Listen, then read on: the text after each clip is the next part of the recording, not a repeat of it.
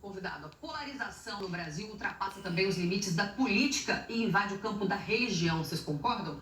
Uma pesquisa Datafolha indica que 49% dos evangélicos devem votar no presidente Jair Bolsonaro, enquanto apenas 32% favorecem o ex-presidente Lula. Entre os católicos, o cenário é inverso. 52%, segundo essa pesquisa dos entrevistados, declaram voto em Lula, enquanto 27% em Bolsonaro. O quadro é bem diferente das eleições ali de 2018, quando Bolsonaro liderava com 69% entre evangélicos. Vamos conversar com um pastor que está aqui com a gente hoje ao vivo. Vamos lá? Pastor evangélico Josué Valandro, seja muito bem-vindo aqui ao nosso programa. E você é lá da Igreja Batista da Barra? Eu já assisti vários vídeos seus no YouTube. Tudo bem? Bem-vindo aqui ao nosso programa. Muito boa. Igreja Batista, como é o nome? Da Barra. Igreja Batista Atitude, da Barra da Tijuca. Isso. Bem-vindo aqui. O que você acha dessa polarização? Tem muitos evangélicos que dizem que quem é evangélico de verdade não vota no Lula. Por que essa frase? Veja bem, a gente entende que as pessoas têm direito de se expressar e têm direito de escolher o caminho que vão seguir. Mas a gente tem também a nossa verdade. E a verdade de um cristão, ela é pautada na Bíblia. Ela é pautada na palavra de Deus. E quando a gente olha para a Bíblia, a gente entende que algumas pautas da esquerda são pautas completamente contrárias ao cristianismo. Por exemplo, a questão do aborto. A gente não acredita que uma pessoa deva sugar uma criança do ventre de uma mulher. A gente não acredita que isso é bonito, que isso é justo.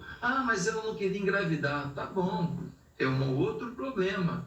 Mas daí a enfiar uma agulha na barriga dessa mulher para atingir a cabeça da criança, jogar um líquido que nem sempre provoca morte, e depois enfiar alguma coisa pelo seu órgão genital feminino lá, um sugador, e ir puxando as partes dessa criança, nós achamos isso abominável.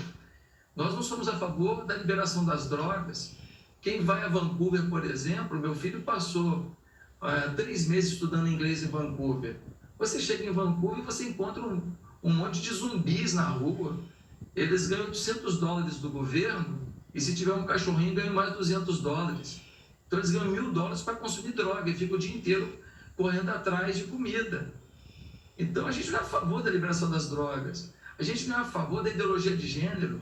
A gente quer que a criança vá para a escola, aprenda geografia, aprenda biologia, aprenda matemática, português, aprenda valores de respeito aos mais velhos, respeito à pátria. A gente não quer que vá para lá para dizer, olha, você não é menino nem menina, você é alguma coisa, prove de tudo, quem sabe um dia você se define.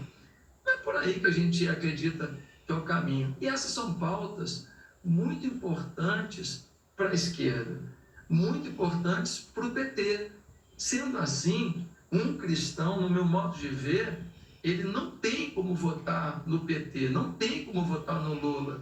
Por quê? Porque ele é completamente contrário ao que a gente crê. Por exemplo, eu não posso acreditar que alguém vai votar num candidato que ele apoia um vereador que entra dentro de uma igreja católica e desrespeita o altar católico, desrespeita aquelas senhoras que estavam ali de forma tão entregue, tão sincera, cultuando dentro da escolha delas. Eu não consigo concordar com um partido que acha bonito fazer uma passeata LGBT e botar uma referência a Cristo de um travesti e dessa maneira tentar fazer algum escárnio da figura de Jesus, né? Não fariam de Buda, não fariam de Maomé. Maomé, então, aí que não fariam mesmo. Mas por que fazem do cristianismo? Então, a gente só quer o direito da gente se expressar dentro da nossa fé. A Constituição Federal nos garante isso. Então, sendo assim, um cristão, no meu modo de ver, se ele está afinado com o cristianismo, se ele não é apenas um cristão nominal, ele não vota no PT. Eu estava vendo aqui também, entre os católicos, segundo essa pesquisa, 52% votariam no Lula e 27% no Bolsonaro. Só que essa pesquisa, se não me engano, foi feita um pouco antes daquele escândalo da Nicarágua vazar, né? Com o Nicolás Ortega lá, né? Ortega o nome dele? Daniel Ortega, que está perseguindo a Igreja Católica de maneira avassaladora, assim, fechando igrejas, expulsando freiras, prendendo bispos da Igreja Católica, não estou nem falando de evangélico. E é amigo do Lula, né? Foi defendido por Lula inúmeras vezes. Se você pesquisar na internet, qualquer pessoa, Daniel Ortega e Lula, você vai vê-los juntos. E lá, uma ditadura comunista. Lula já sinalizou, né, que no futuro faria parceria com todos esses presidentes. A América Latina está quase inteira vermelha. Então não é só uma questão de evangélicos, abrange também os católicos. Então talvez essa pesquisa possa mudar também, né? Se os católicos perceberem que Lula, na verdade, não é cristão. É interessante que essas pessoas falam tanto de democracia, não porque a democracia, e no final das contas, eles querem apoiar alguns países que têm ditadores que são capazes de fechar uma igreja, fechar uma rádio católica, fechar uma rádio evangélica, expulsar freiras do país. Então, é completamente inconsequente você afirmar que você concorda com a democracia e você tem uma atitude tão tirana como essa. E isso não está longe de acontecer no nosso país. Durante a pandemia, algumas igrejas foram muito prejudicadas. Você já viu vídeos da nossa igreja na Barra da Tijuca? Nós temos um ambiente lá para 4.000 pessoas sentadas. Durante a pandemia, estávamos autorizados a fazer o culto online, a transmissão online.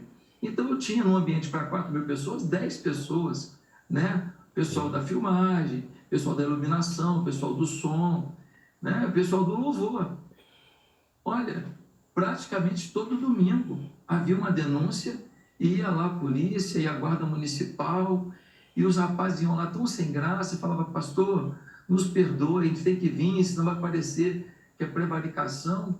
Mas eu via que tinha alguém que articulava isso para gerar um incômodo para a gente. E isso está acontecendo com muita frequência. Eu não vejo dificuldade alguma de alguns líderes esquerdistas assumindo o poder, fazerem algumas leis que não estão dizendo que estão fechando igrejas, simplesmente criam regras que as igrejas não vão conseguir cumprir. Exato. Então, com uma regra, sem falar fecha a igreja, você cria uma regra que a igreja não atinge, e assim a igreja é fechada. Sim. O pastor não pode falar o que quer. Um pastor na Bahia, ele foi falar alguma coisa em relação à sexualidade, dentro do princípio da Bíblia, ele estava em culto, o culto é inviolável.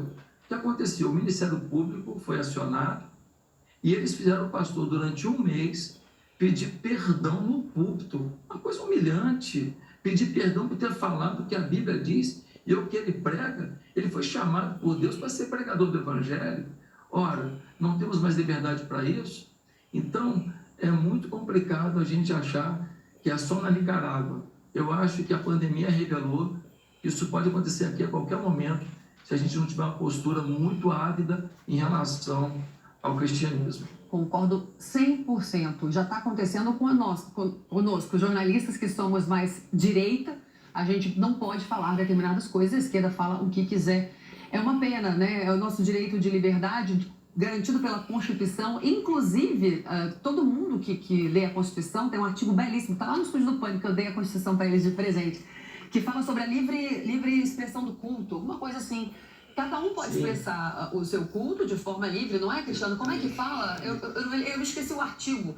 Mas, por exemplo, quem é evangélico não defende ideologia de gênero, não defende trans, não defende casamento do mesmo sexo, porque a gente acredita na Bíblia. Quem é de outra religião, defende. Ok, a gente tem que respeitar, porque o Estado é laico.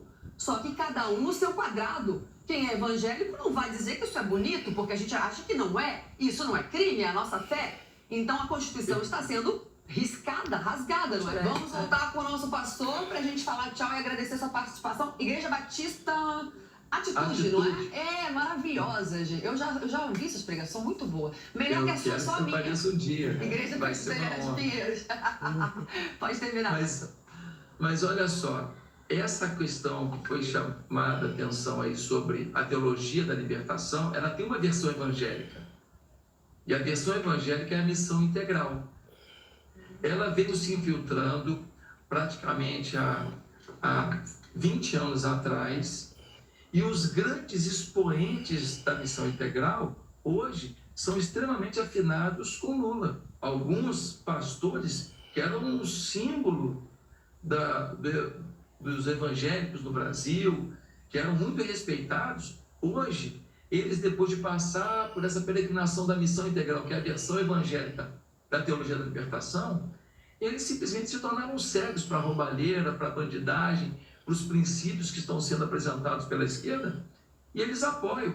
Teve um pastor que foi para cima de um caminhão quando o Lula estava para ser preso lá no Sindicato dos Trabalhadores e fez uma defesa de uma teologia muito pobre, um cara inteligente, de repente fala uma bobagem tão grande, a gente até se assusta. Por quê?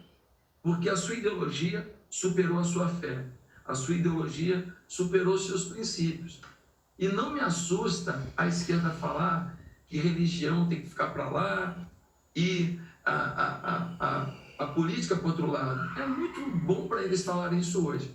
Enquanto os católicos estavam lá junto com Lula, apoiando, todas as pastorais apoiando Lula e o PT, estava bonito para eles. Mas hoje, além da igreja evangélica, muitos padres já perceberam o grande engodo que foi a administração do PT para a fé e para a liberdade de expressão no país. Então eles estão migrando para o outro lado, estão fazendo vídeos, estão denunciando isso para muitos católicos, e isso está fazendo com que o PT fique desesperado. Agora, no show do artista pode falar dos eventos que tem aí, esses shows de rock, pode falar. Na igreja você não pode falar de princípios. Pois é. Eu não posso pedir voto para um candidato na igreja. Eu acho que isso seria até desrespeitoso com a minha membresia. Mas eu posso falar de valores. Beleza. Muito obrigada pela sua participação. Quem não conhece ainda, dá um Google aí, Josué Valandro. A gente vai para o intervalo e volta já já.